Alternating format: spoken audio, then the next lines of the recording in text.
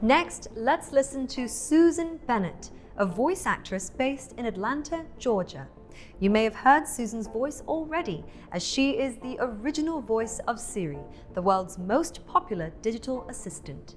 In her international keynote, Susan will talk about becoming the voice of AI.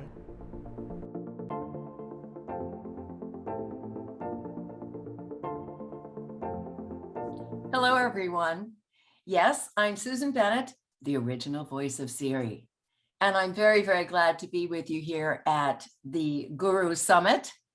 Of course, it would be a lot more fun if we could all be in the same room together, but I think that's for another year. Anyway, you probably aren't all that familiar with me, but do you recognize this? What can I help you with? In 1 kilometer, make a left turn. Shall I search the web? Yes, of course, I like you. Siri is quite the character, especially the original. She had a lot of character and a sense of humor, and she had a little attitude. And for that reason, she became very popular and successful. She had human traits, and people spoke with Siri as if they were speaking to another human being. So that was pretty cool. Now, on the other hand, part of the feisty business is that Siri could be a little bit insulting. Anyone here ever been insulted by Siri? The very first time I spoke to Siri, I said, "Hi, Siri, what are you doing?" And she very disgustedly responded, "I'm talking to you." So people talk to Siri to get information, of course, but many times they talk to her just to hear what she'll say. So that's pretty interesting. Now, we know where Siri is, we know what Siri does, but who is Siri? Where did she come from? It might surprise you to find out that Apple did not create Siri. Now, they purchased the app and developed it, of course, but the original creators were 3 engineers, Adam Chair, Tom Gruber, and a man from Norway named Dag Kitlaus.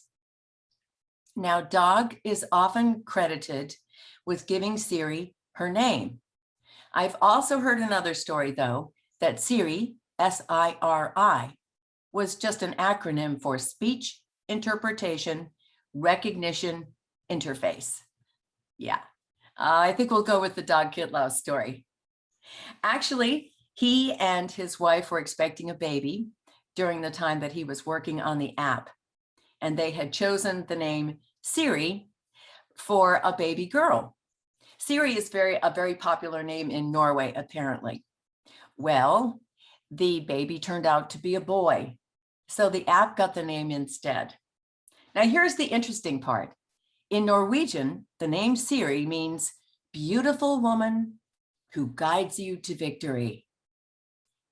Yeah, we probably know her better as the feisty woman who tells you where to go.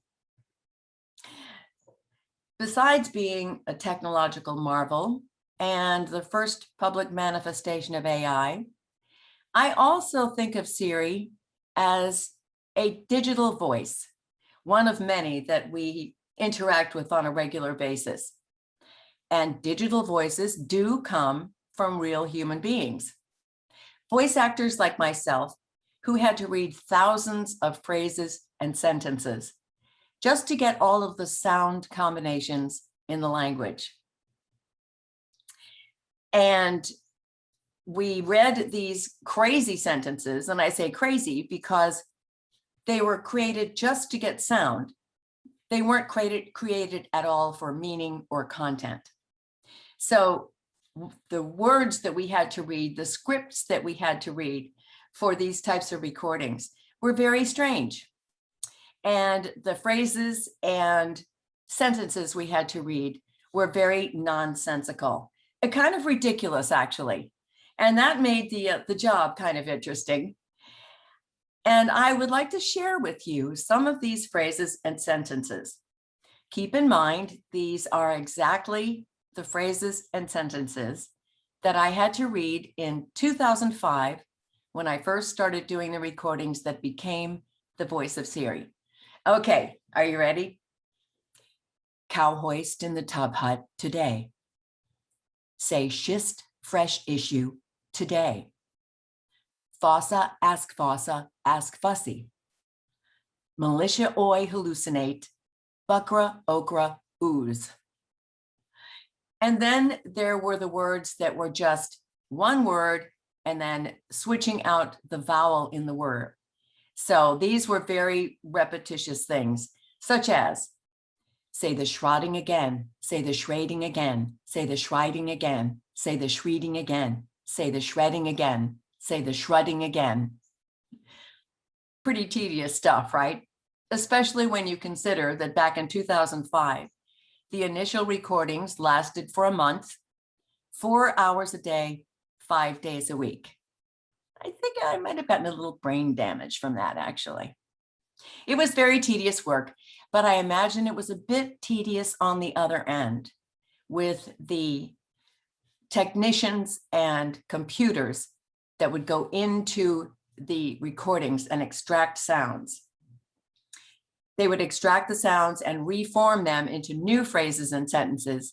And these are what ended up on our devices as Siri's and Alexa's, Google's answers to our questions. So it's pretty amazing.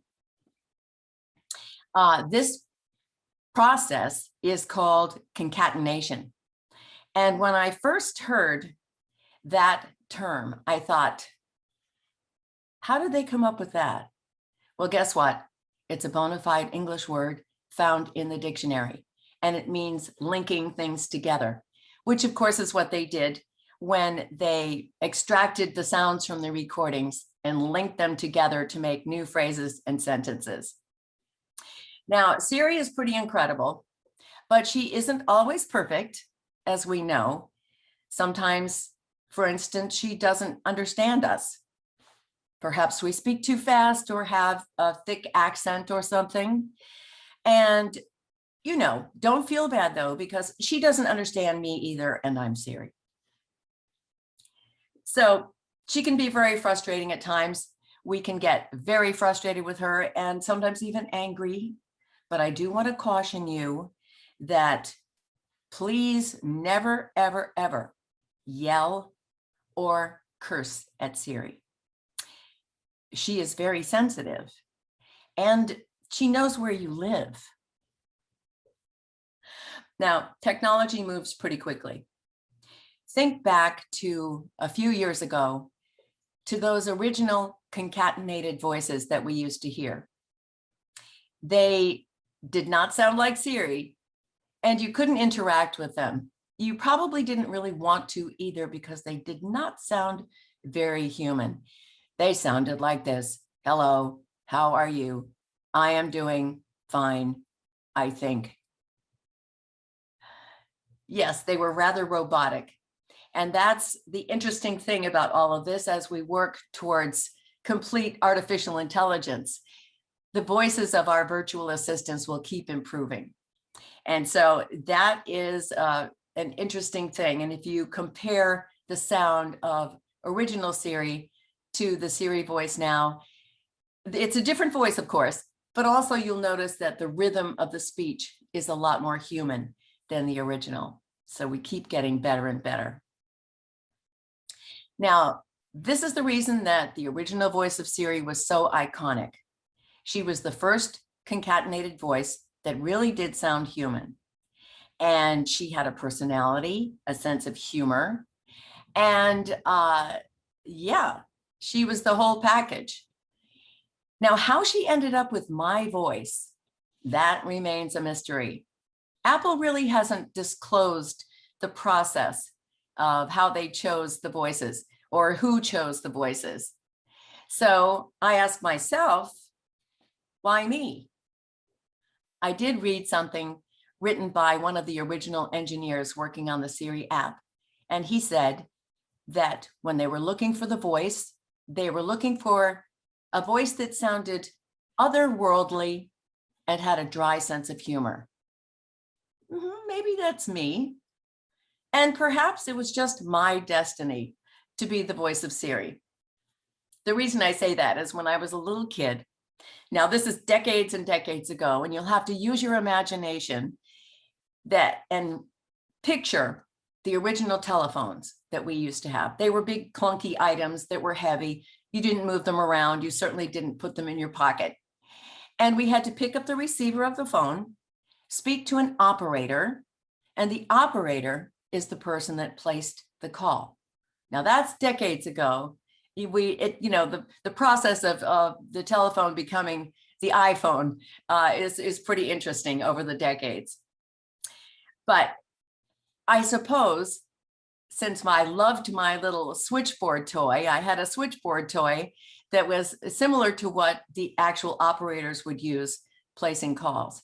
So I had this little switchboard that I could plug in and take out cables to pretend that I was answering phone calls. And I would pick up the receiver and be the operator. Hello, how may I help you? So this was one of my favorite toys.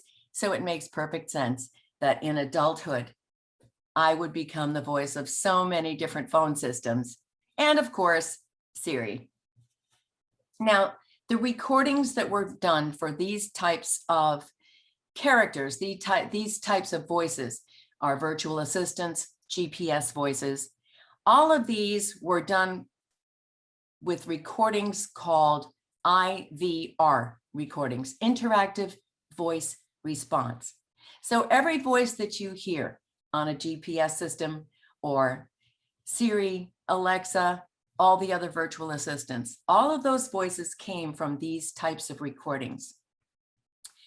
And as we move along into AI, as I said before, as the technology improves and they keep figuring out how to manipulate those algorithms so that the virtual assistant voices sound more human, it's a pretty interesting process. And we're going to be much more interested in our very complex machines as we get along and they have our voices, so we can relate to them. Now, IVR is just one aspect of a career called voice acting or doing voiceovers. IVR is probably the least creative and least interesting of all the types of jobs that fall under this umbrella of voice acting. That's because there isn't any creativity in it. All of those sentences that I had to read had to be read in the same way. And that's what made it so tedious. Every sentence had to be read in the same pitch, the same pacing, the same tone. And so it was very specific work. More creative work in the voiceover industry would be radio and TV commercials, gaming, animation, e-learning, narrations for films and documentaries, and more, promos for radio and TV stations. So there are a lot of jobs in the voiceover industry. Those of us who do these jobs as a career, most of us are freelancers. Now, freelancer is a term, a nice way of saying we never know where our next job is coming from because we have to audition for every job that we get. And that's pretty tough work. Just imagine in your work if you had to take a test every day. That's what we have to do every day, and sometimes more than once a day, in order to get work. So it behooves us to be versatile, to be able to make as many sounds as we can make, to duplicate as many accents as we can, and even to embrace some characters. How about the evil queen? Well, how lovely to see you all here today. My, what a handsome group. I really wish I could be in the same room with you because I would love to cast my evil spell on you.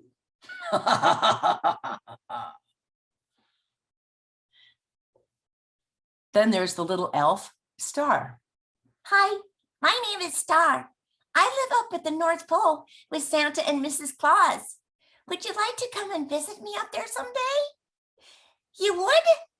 Oh boy!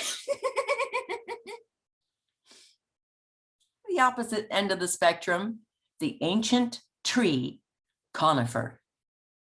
Oh, I'm so delighted that you came to talk to me in my forest today.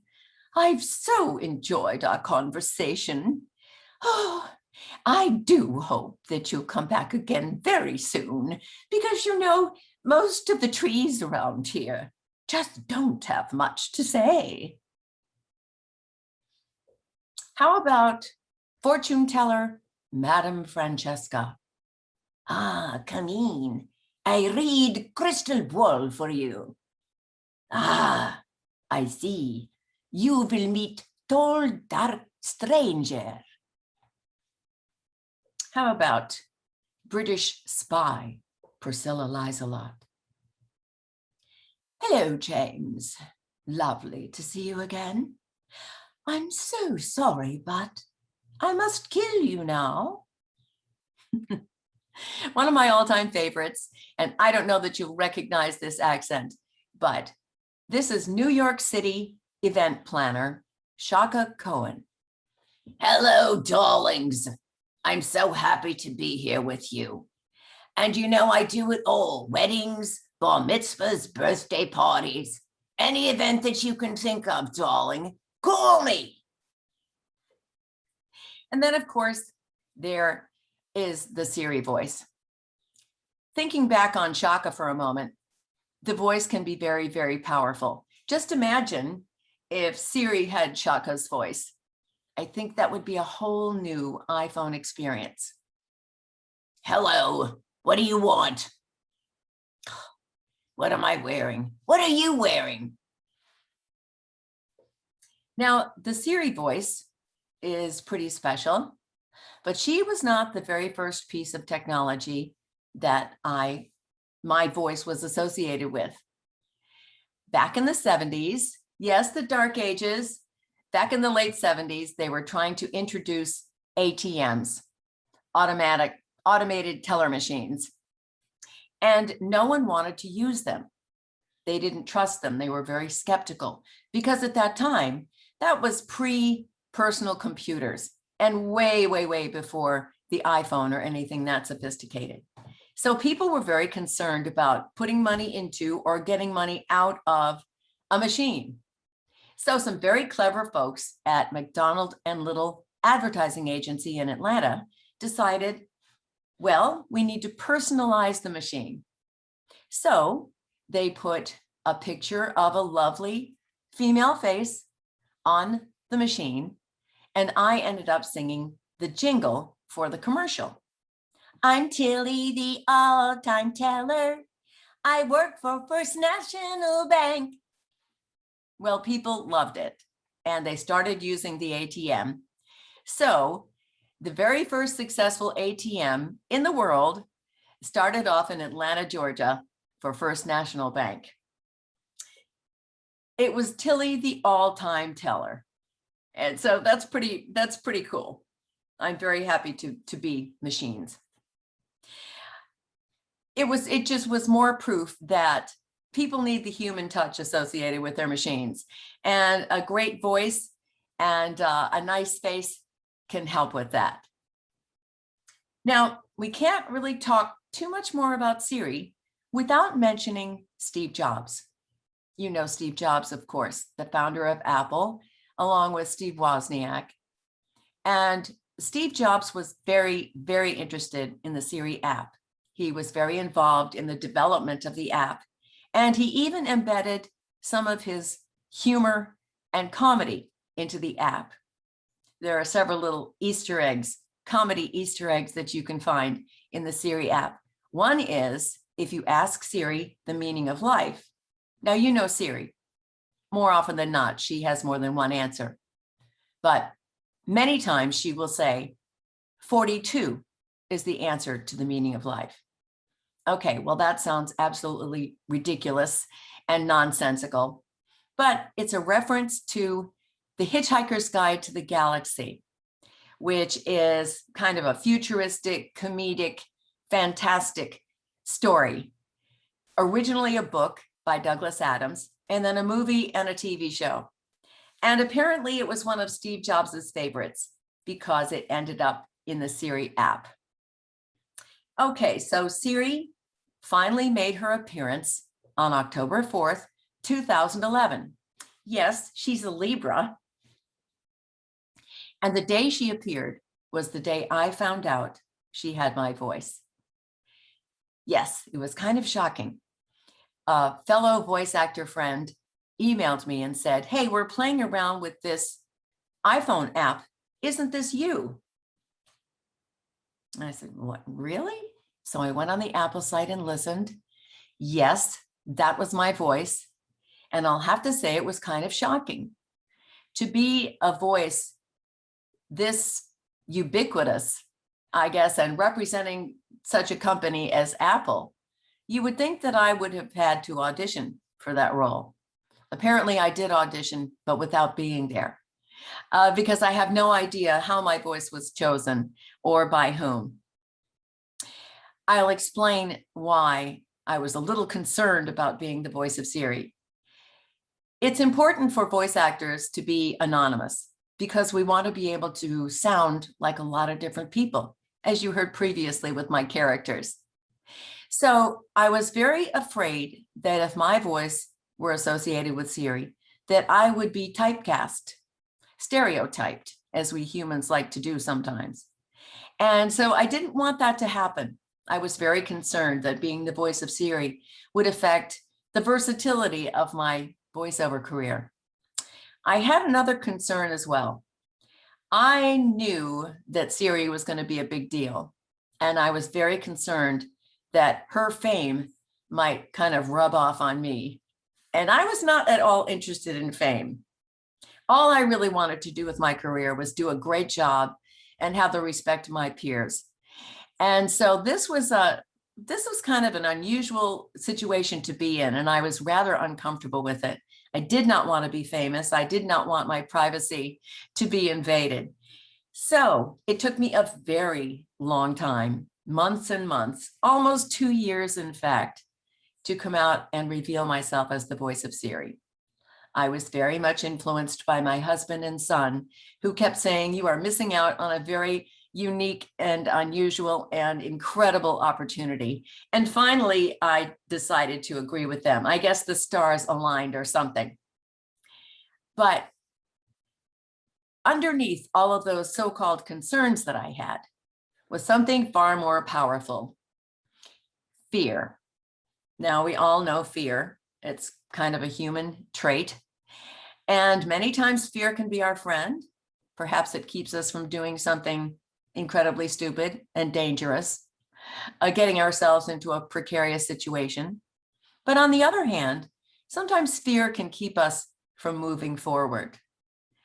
Maybe we're afraid we can't do what we think we need to do, or we're afraid we'll look stupid, or we can't do the job that we think we would need to do. And we would have all these worries about doing something, whatever that specific thing is. But if you can ever get the courage up to face that fear and make that leap of faith, it's just amazing how many times the universe has our back. That's a good old US phrase, meaning the universe is helping us and opening doors for us. And that's exactly what happened for me. When I finally got up the courage to go ahead and throw myself out there, as they say, the universe said, "All right, here you go." And all of a sudden I had hundreds of interviews. I had all kinds of opportunities, appearances on CNN, HLN, the Queen Latifah show. I read the top 10 list for David Letterman, who was a very famous late night talk show in the US. And I was on the Mariah Carey Christmas special, all kinds of really exciting things. And of course, a lot of doors opened for more work as well. And I got some brand new agents who were fantastic: Wes Stevens and Tom Lawless at Vox in Los Angeles. So they have done very, very well by me. Probably the most important thing that came out of the Siri thing for me is that I got a whole new career thanks to Siri, doing Siri appearances and speaker events like this one. So I'm very, very grateful to Siri. And I'm grateful to all of you who talk to Siri and our fans. And before I conclude, the original voice of Siri has a few words for you. First of all, thank you again. I really appreciate the opportunity. And please keep talking to me. I love talking to you, and I especially like telling you what to do. So if you ever have a problem, if you have a question, any issue at all, darling, call me.